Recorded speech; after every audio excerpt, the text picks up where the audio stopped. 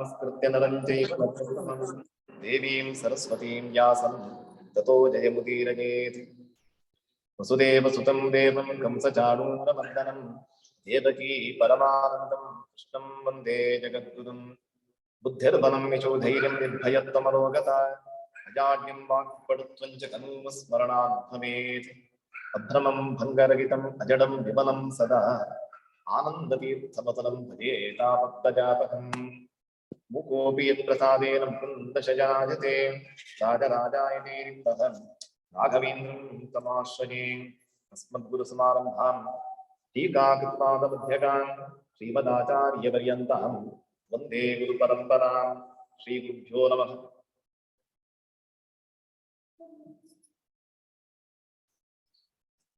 Today, Madhva Navami, Jagadguru Madhvacharya disappeared while giving the Upanyasa discourse on Aitariya Upanishad at the divine presence of Ananteshwara, Udupi.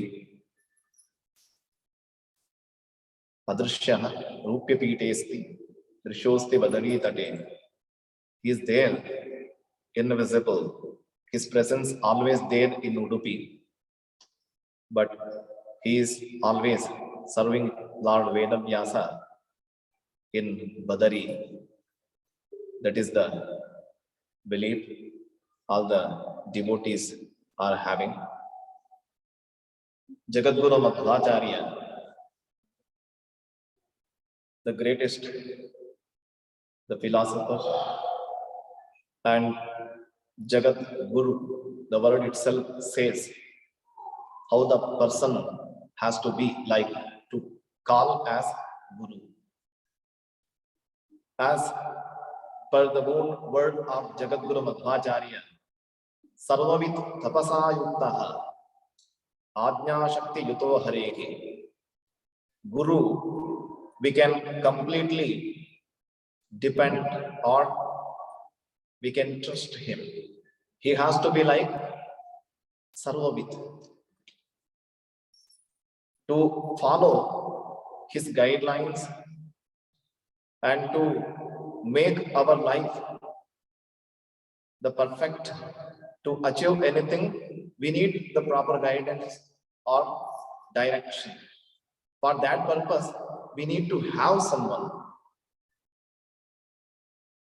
Everyone getting birth in this earth, not having the proper jnana, we have to gain. That is how we find everyone starting from kindergarten and gradually getting the knowledge, the achievement. For that purpose, we need to have one proper direction and proper guru. How he has to be Sarvavit. He should know everything, especially not only the the knowledge about God, about the scriptures. He should know the capacity of the Shishya, the followers. He should have that kind of great compassion to bring everyone up. Each one in this world is different. That is what the reality, Jagat Satyam. We are not having any discrimination here. That is something natural. Everyone is unique. Everyone is something, having some speciality. That is how we find the difference in everywhere, every person. But ultimate supreme being is only one. That is what the favorite name of Jagadguru Madhvacharya, Vishnu. What is the meaning of Vishnu?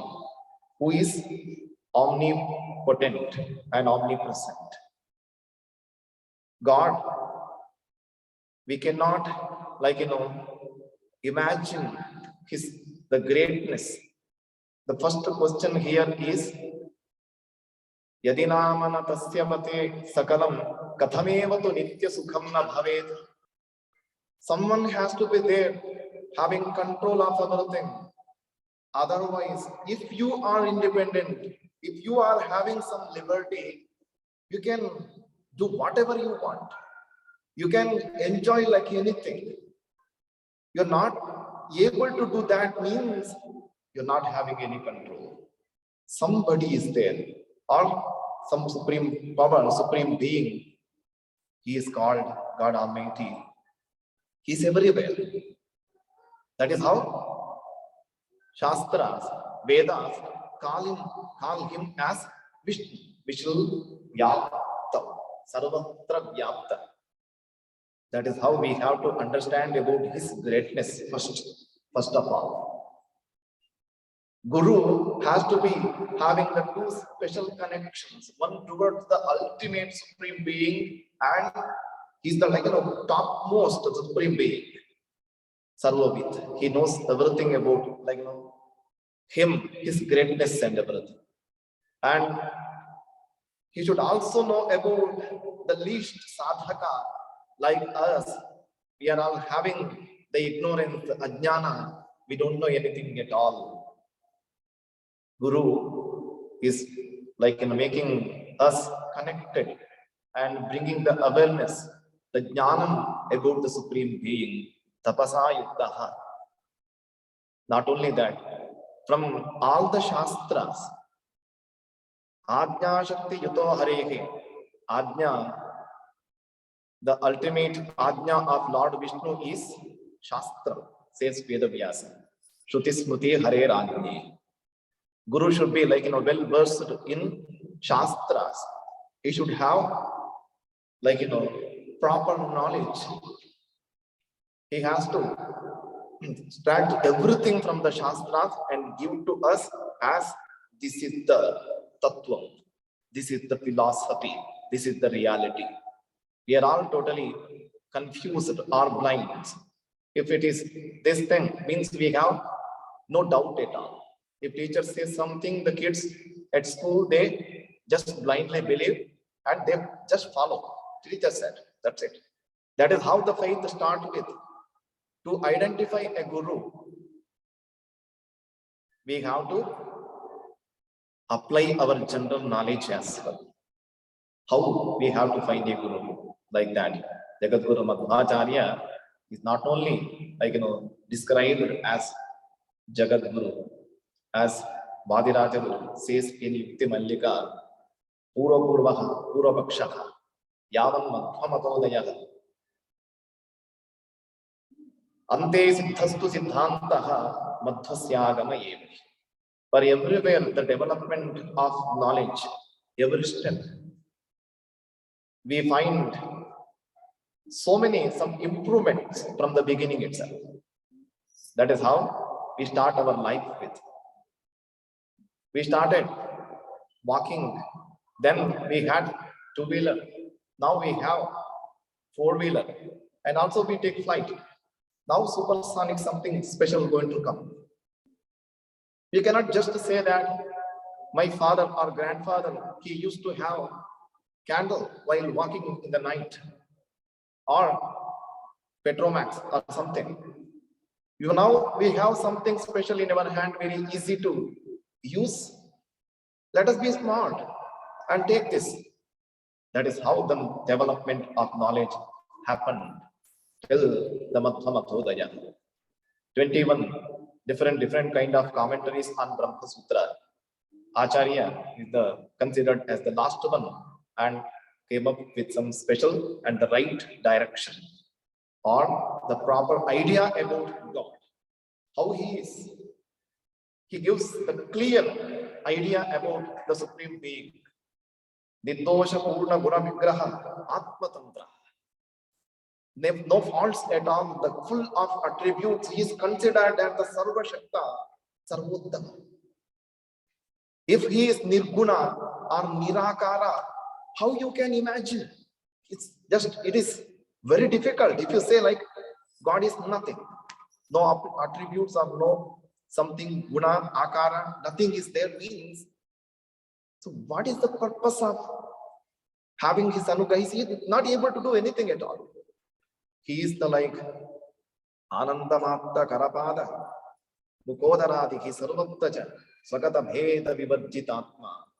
He is the full of bliss, anandam. Whatever the ultimate wish everybody is having, sukhameva masyat, dukkham managapi mabhyat. I don't want to see even like in a small dukkha in my life at all. I want to enjoy the bliss. I want to be happy. All living beings, they're having this kind of an expectation.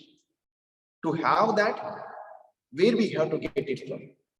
To get something, we need to go somewhere where the storage is, right? The ultimate God, called as the Vishnu, Sarvavyapta, that is the name. As Acharya says, every letter, not only the word, every letter, whatever we using in our, like in a conversation, that is representing one and only God, that is calling him. Whatever the akshara, that is his name, because we need to get some kind of, understanding, arthanusandhana. Every letter, every akshara. If we use the so many different languages, different sentences, different words, we get something connection, right? If somebody talking the language you don't know at all, you don't understand anything anymore. If you know something, if you know that language, you understand each and every word, every letter. That means we have some kind of root we call it. We used to connect this letter or this word to this meaning. But if the ultimate meaning of everything, the finally representing God Almighty alone, that is what the Siddhanta of Acharya. And God himself, he is Sarva Shakta, Sarvottama, Sarvajnaha, Ishvaratamaha, such a Sarva Shakti, Purnavayamna Banabhit, Sukhavirya Saraha. He is the one complete, supreme being, the ultimate, having the super power. Whatever we find all other living beings, including Devatas, Yasyajnaya Rahitam, Indiraya Sametam, Brahmesha Puravidam, Satukasya Jesham. No one is capable to do anything at all without his anugraha. He is called as Antaryami, living in everybody's heart. That is how we have to understand the greatness of God. And about ourselves, we are nothing in front of him. Without him, without his anugraha or without his ichha, nothing will happen at all. No movement at all. Kartrutvam, the creativity, it is there in only one supreme being. He is the one making everyone active. Agam nayate iti agnihi. That is how the first part of Veda, Rigveda begins with Agnim Yile, calls him as Agni. Agam nayate iti agnihi. Without his great wish, nothing will move at all. That is how we have to understand about his greatness and also our situation. We are nothing at all. We are all like, his dasas. We are all his servants forever. That is the understanding about God and also ourselves. While giving the explanation of all Shastras, Mahabharata, Ramayana, Puranas, Acharya gives the clear understanding, the message to all of us. There is no confusion at all. We are not confused. We are not having the so many, directions, so many options, nothing. It is very clear, one and only. Sarva Kartrutva Shakti, only God Almighty is having. While giving some explanation, for example, in Ramayana, we find one of the stories how Rama killed Shambhuka. It is kind of controversial. Acharya gives the clear meaning about it. Before that, we have to understand Acharya is the the great Guru who gives so many clarifications and clarification for every, part of the story of Mahabharata and Ramayana. Chaturvarnyam Vaya Srishtam Guna Karma Vigabhagasha. While Krishna is talking about the Chaturvarnya, depending on Guna and Karma, the Swabhava, the soul, the nature of the soul. Brahmana, Kshatriya, Vaishya, Shudra, Acharya gives the right ideology about the reality. That is not the discrimination we call as. Everyone is the Sattvika Jiva, doesn't matter what kind of the caste he belongs to. That is related to the soul, not the body. Right? That is how the great Kanakadasa and everybody, even they could get the Tattva Jnana.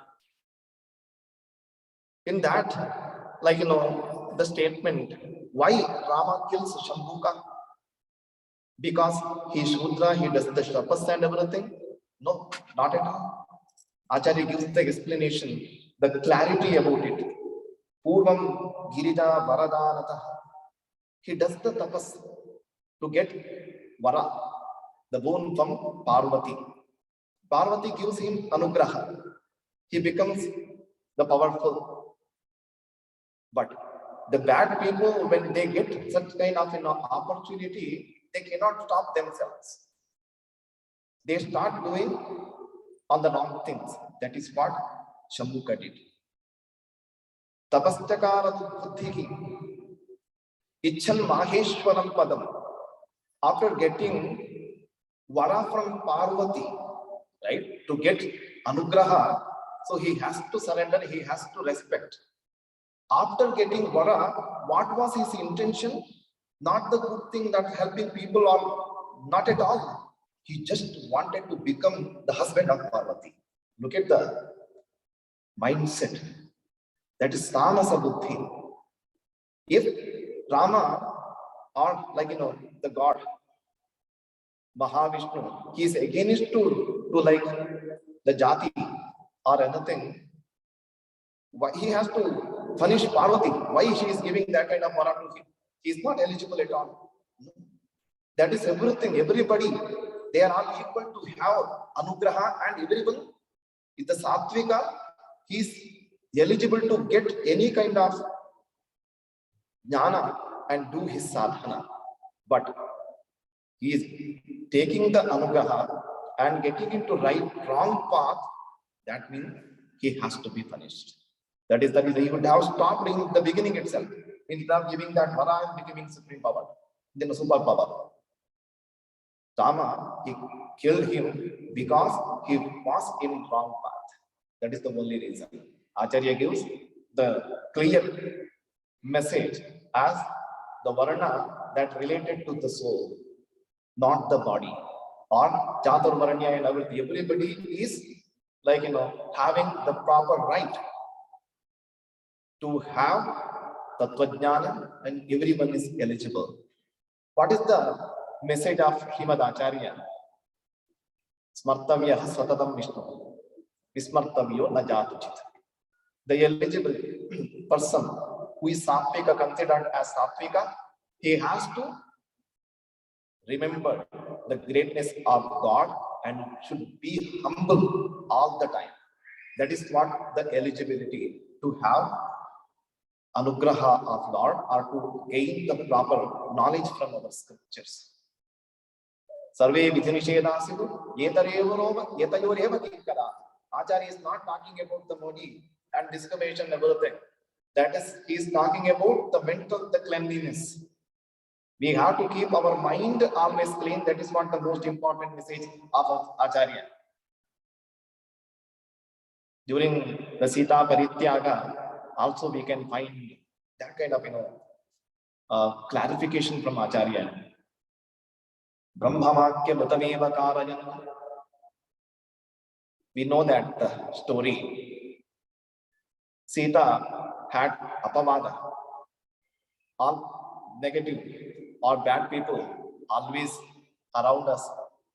they take their own advantage of making the false statements or discrimination or putting someone down with their statements.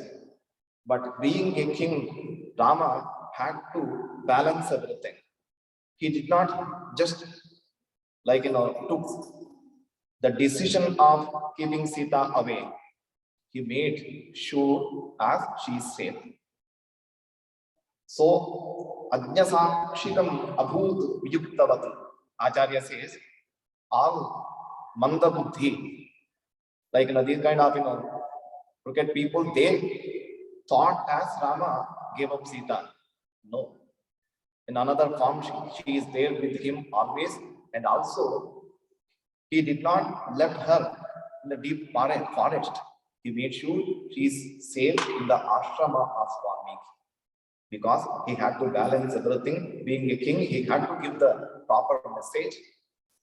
So that is how so many such clarifications we find from the commentaries of Acharya in all Nirnaya Granthas. Everyone has to be in the path of bhakti. Bhatyatu ananyaya shakyah, Krishna says, right? Nadanena nachejjaya yajna dana tapas pavanani. He says always we have to be doing the yajna dana tapas, all the sat karmas. But to have his ultimate anugraha to become very dear to him, we have to be in the path of bhakti. Everyone is eligible for that.